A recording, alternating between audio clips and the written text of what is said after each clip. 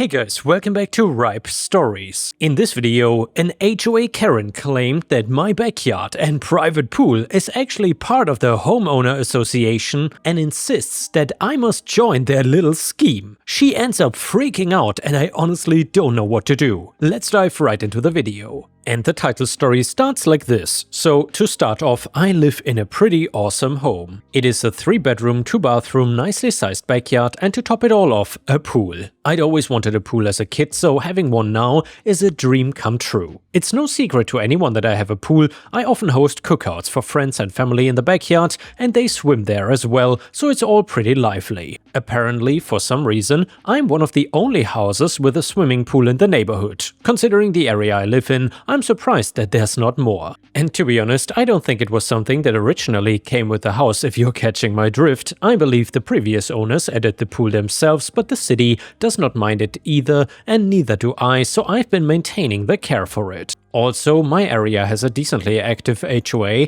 The HOA started by those living a few blocks away from me just a couple months ago, and it has slowly been spreading throughout the neighborhood. By the way, that sounds like a virus released by the Umbrella Corporation. Who knows, maybe that HOA has the Umbrella Corporation logo. So I would not say that the entire community is within the HOA's grasp, but it is getting there. I, for one, don't like HOA, so I was against joining it. I don't need people to be telling me what to do. The HOA has attempted to get me to join through various methods like constant newsletters, visits from members, as if they were Mormons, honestly, even care packages. I've denied everything and I never pick up any of the care packages, only doing so to throw them in the trash. Well, I'm honestly pretty paranoid about this kind of stuff, and I'm always worried that if I used anything from the care packages, they would try to use it as some sort of a liability to get me to join or pay them compensation. I honestly felt bad throwing away the care packages because they were sort of cute, but come on, catch the hint. Luckily, I knew some people on the HOA board. Also, I'm not great friends with them, but we are acquaintances, so I politely asked them to stop sending me the care packages and letters and that stuff. They apologized and said that it was mostly the decision of the president, who we will rightfully call Karen. I had never interacted with Karen before, but I heard some things about her. However, I'm not one to get into drama or gossip, so I did not pry. So as you already know by the title, some crazy things went down with my backyard and this Karen. Let's get into it. So at the start of all of this, I received a violation notice that amounted to $750 in fines because I had apparently broken some HOA rules. I put violation in quotes because I'm pretty sure they were fake, but anyway, I read through the violation, and after checking it at least 3 times, I tossed it in the trash. Scam mail is very much a real thing, and I did not want to put my money into something like this.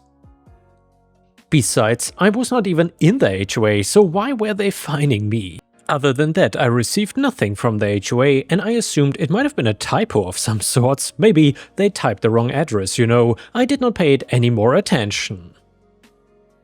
Well, but then I got a visit from the president herself, Karen. Karen was at my door at around 6 in the evening. She introduced herself and we made some small talk before she got to her point. She first talked about the fines that were sent. I explained that I was not part of the HOA, so they must have made some kind of mistake. She smiled at me weirdly and said, "The HOA does not make mistakes." I was annoyed at that and asked her if that was all she was there for. Big mistake on my part. She then presented a map of the neighborhood to me with a red line siding surrounding certain households and parts of the neighborhood. She said that the red line represented properties that were under HOA control. She then pointed to my house and noted that the red line encircled my backyard, thus making it under HOA control. I immediately started questioning her. I asked her how the property would be under HOA control if I had not even joined the HOA. She said that the city had given the HOA dominion over parts of the neighborhood that they thought would best benefit the community. Well, I did not believe that one bit.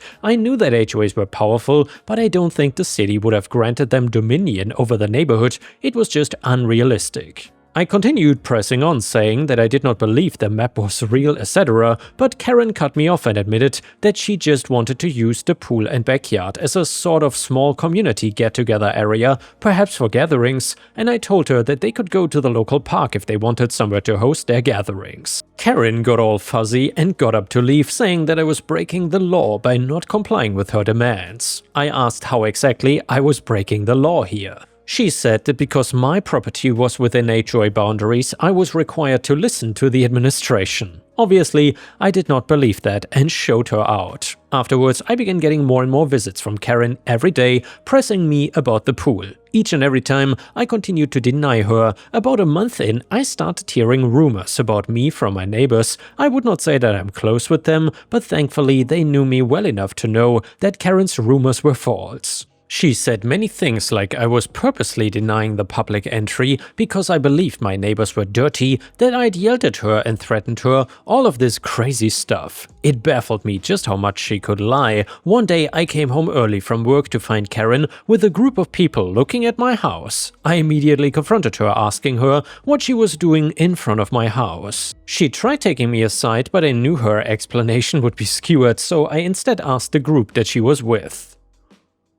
They explained that they were interested in moving into the neighborhood and heard about the HOA, so they decided to take a tour with Karen to see how it was. Karen was apparently introducing my house as a public pool that she wanted. I told the group that it was an absolute lie and that they should not join the HOA if they did decide to move here. Needless to say, that tour ended very quickly. This was kind of the straw that broke the camel's back, and I wanted nothing more than to get back at Karen for all her harassment. I consulted a lawyer to charge Karen with trespassing and harassment. I documented more of her behavior per my lawyer's counsel, recorded the moments where she was outside my house, where she was asking me to give up my rights to my pool, etc., and I was already satisfied with most of the evidence I had gathered. What was even better was that a beautiful rumor dropped into my lap. Now, Karen is very well off, insanely well off actually. I would not say my community is insanely wealthy though. We are middle class, but Karen is clearly upper middle class and she likes to show it off. She buys designer bags all the time, is always fixing up her house to make it look better, and buying expensive cars. She buys things literally all the time, and I've always wondered where she gets the money. I just assumed the HOA paid her well, but I heard from my neighbor that there are rumors of Karen embezzling HOA funds behind the HOA's back. Of course, I did not have access to their records or anything like that, but I knew they had frequent fundraisers and it would not be a long stretch to investigate it. Remember when I said I knew people in the HOA? Well, I relayed this information to them, subtly of course. I also told them about Karen's behavior and said that I was very tempted to sue the HOA because their leader was making my life a living hell. They immediately caved, saying that they would stop Karen's behavior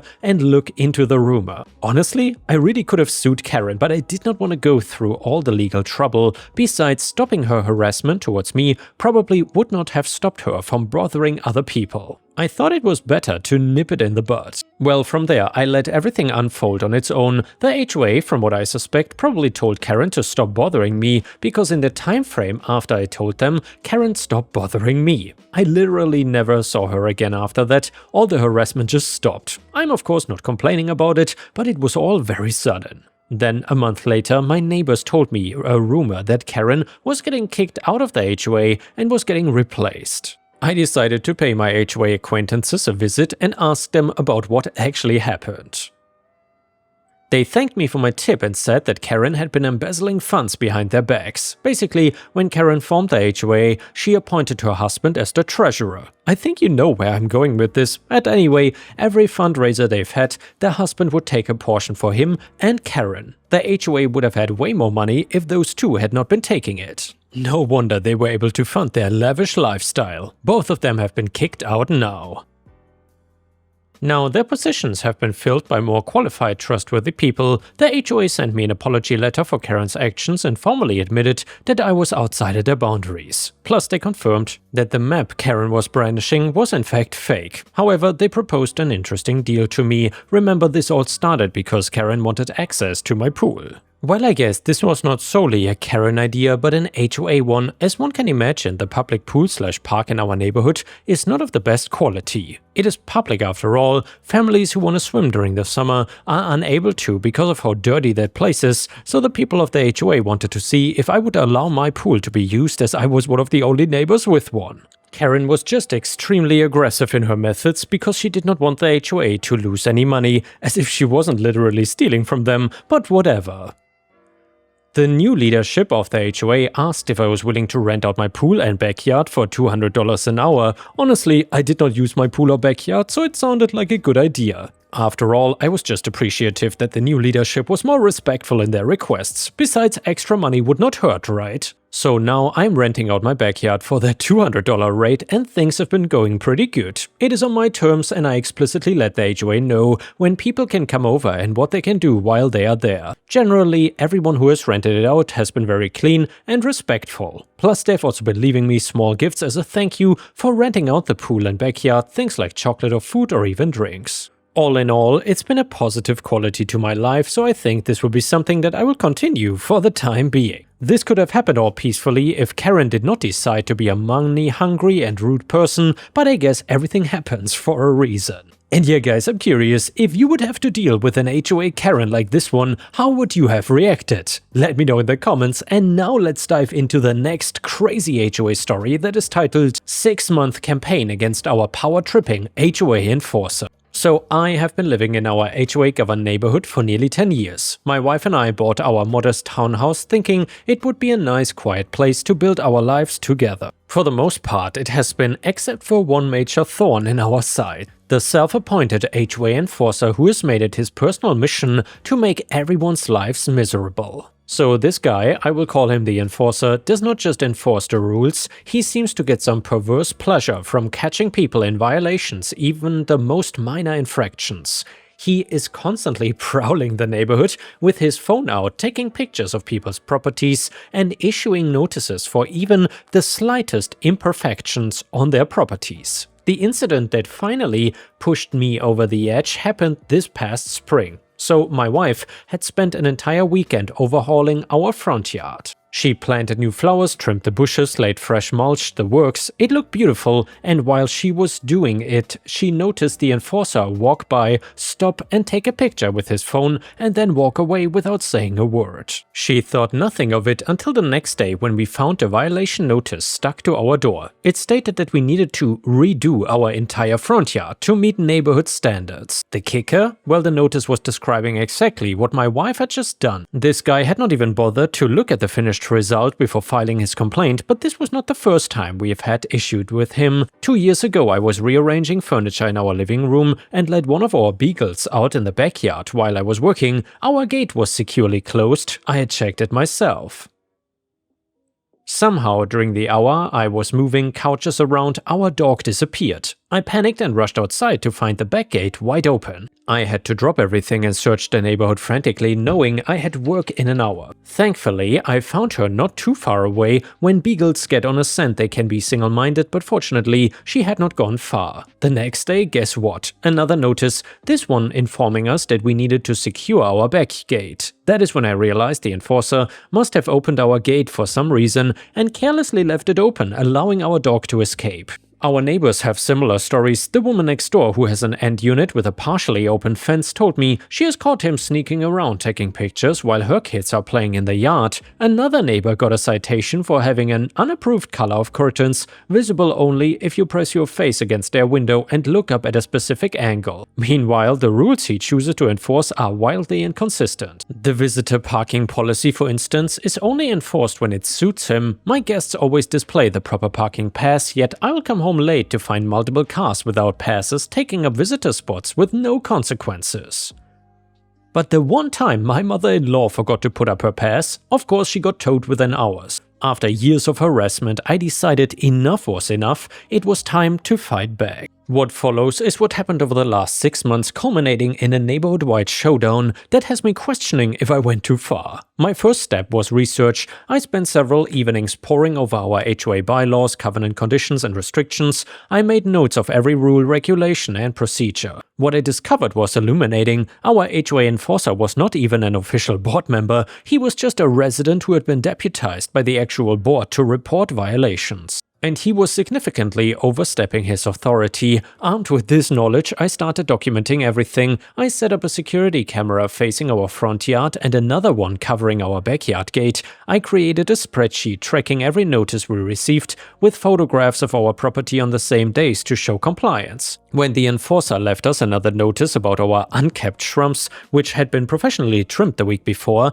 I was ready. I sent a formal letter to the HOA board including timestamped photos proving our compliance and requesting clarification on the specific standards being applied. The board's response was lukewarm at best. They acknowledged receipt of my letter, but essentially told me that the enforcer had their full confidence and authority. "I'm not surprised," my wife said when I showed her the response. "He's been friends with the board president for years. They even play golf together every Wednesday." "Well, then we need to go bigger," I replied. The next weekend I went door to door and spoke with our neighbors. I was not just complaining about the enforcer, I was gathering evidence and building a coalition. "He comes by at least once a week," said the retired gentleman 3 doors down. "Always when my wife is gardening alone, makes her so uncomfortable she stopped working in the front yard altogether." "He cited me for having a basketball hoop in my driveway," said another neighbor with 2 teenagers. "It was only up for 2 hours while the kids played. He must have been watching my house waiting for a violation." The stories were endless and often worse than I had even imagined. One family had been fined because their trash can was visible from the street. It had been taken out for a collection that morning, but the enforcer had driven by before the garbage truck even arrived. Within 2 weeks, I had statements from 27 households, all documenting instances of selective enforcement, harassment, or even intimidation. I compiled everything into a professional-looking dossier, complete with a table of contents and an executive summary.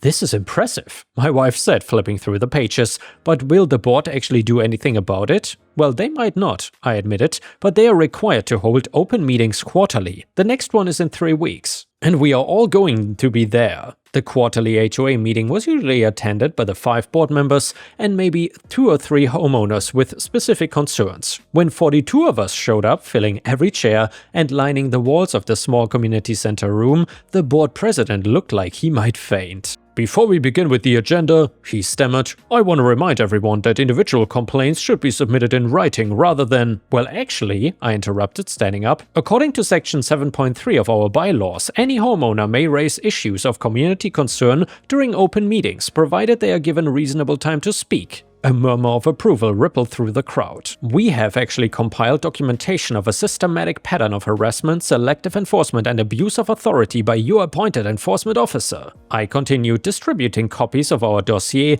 to each board member. "We are requesting an immediate review of these incidents and the implementation of a fair, transparent enforcement process." What followed was 3 hours of neighbors standing up one by one to share their experiences. Some of them were angry and others were tearful. The enforcer who was present grew increasingly red-faced but remained silent. When everyone had spoken, the board president cleared his throat. "We appreciate your concerns and will review this material, but I must remind everyone that maintaining property values requires strict adherence to our standards." I responded, "Standards should be clear and fairly applied, and they should be enforced with respect for homeowners' privacy and dignity." Well, the meeting ended with no concrete action promised, but I was not finished. The following week I consulted with an attorney who specialized in HOA disputes, and with the attorney's help I drafted a legal notice to the board. It outlined our grievances, cited relevant laws and precedents, and requested specific remedies too. "What happens if they ignore this too?" my wife asked as I sealed the certified letter.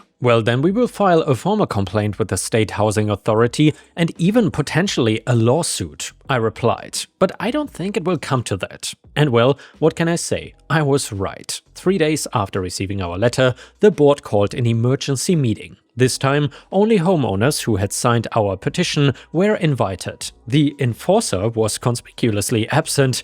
"We have reviewed your concerns," the board president began, looking uncomfortable. "And after our consultation with our attorney, we have decided to make some changes to our enforcement procedures. The changes were substantial. This enforcer guy was being removed from his position, all pending violations were being reviewed, and a new committee of rotating homeowners would handle future enforcement with clear guidelines and an appeals process. Additionally," the president added, avoiding eye contact, "we'll be issuing apologies and refunds to anyone who was improperly cited or fined in the past year." It was a victory, but I was not naive enough to think it was motivated by a sudden attack of conscience. "Your lawyer mentioned the potential for personal liability," I noted. "Board members can be individually sued for failing to uphold their duties." The president's grimace confirmed my suspicion. We are just trying to do what's best for the community. The changes were implemented within a month, the enforcer stripped of his authority, stopped his daily patrols and photography sessions, and also homeowners reported feeling relieved and more comfortable in their own yards again. The new enforcement committee, which included my neighbor with the basketball-playing teens, proved to be fair and reasonable. Notices were now detailed and included specific references to bylaw violations along with reasonable timeframes for correction. As for the enforcer guy, he mostly stays inside these days. I occasionally see him watching from his window as children play freely in their yards and residents park temporarily in visitor spots without fear of immediate towing. Last week my wife was planting new flowers in our front yard when he walked by. He did not stop, did not take pictures, just quickened his pace and looked straight ahead. He learned his lesson, my wife said later. But I wonder if we took it too far. Maybe we should have tried to handle it one-on-one first. We tried that for years, I reminded her, and nothing changed until we all stood together. Still, her question got me thinking, did I let this become too personal? Was there a less confrontational way to address the issue? The community is certainly more harmonious now, but I wonder if I could have achieved the same result without the legal threats and public showdown. So Reddit, am I the a-hole for my 6-month campaign against our power-tripping HOA enforcer? And yeah guys, let me know what you think about this in the comments. If you would have been in this terrible HOA situation, how would you have reacted? Would you have done something different? I think the way OP handled this makes him more like a hero and definitely not an a-hole. Either way, a comment on Reddit said, not the a-hole, as someone who has dealt with HOA tyrants, you did exactly what needed to be done. These people only respond to organized resistance and legal threats. You did not just help yourself, you made life better for your entire community. Comment number 2, everyone sucks here, everyone is at fault a bit here. While the HOA board absolutely needs to enforce rules fairly, your 6-month campaign was not exactly light on drama either. You could have taken a more measured approach before turning it into a neighborhood showdown. The board for always picking favorites and you for escalating things so publicly, it's a lose-lose that no one really wants. Or where no one really wins, I guess. Comment number 3, you are the a-hole bro, your actions went way over the line. Instead of trying to resolve things amicably or calmly addressing the issues with the HOA, you turned it into a full-blown war with legal threats and public shaming. Sure, the HOA enforcer was a problem, but playing the vendetta card for 6 months was not the mature way to handle a dispute. The entire community got dragged into your personal crusade, and that is not cool. And yeah guys, for some reason I have the feeling that the last person to post this comment was someone who cuts their grass with scissors and then measures with a ruler. I could be wrong though. Before we end the video, we will read one last funny story from r/malicious compliance that you don't want to miss. It is titled, Security starts with S but begins with you. So, a friend of mine is the GM for a manufacturing facility and reports up to the corporate level. The corporate VP of operations was a big stickler about following rules, especially the ones related to security. This is of course not a bad thing, but he would often try to set up chances to catch employees in security violations for write-ups. Things like holding open the exterior door for an employee so the following person did not have to badge in. My GM friend gave his notice recently, and one of the things the VP demanded was to be added as an admin to all security systems, including the badge and lock system. VP meant to set an expiration date of the GM's account, but accidentally deleted it outright, which also removed any permissions he assigned, which included all current employees. Well, the team showed up the next morning to find that no badges worked. My friend told everyone to clock in as normal using their phone, but wait until the badges worked because, well, entering the building without an authorized badge went against the security rules. Their shift started at 7 AM, but VP was not online until 9 AM. He freaked out when he saw that there were no machines running and then had to figure out how to add everyone back to the door badge system. Apparently, the VP is not a real tech guy, so it was 10 AM before everyone was added back. They all sat in their cars and would badge in once the VP sent an email. And yeah guys, thank you so much for watching, please don't forget to subscribe and I will see you again tomorrow.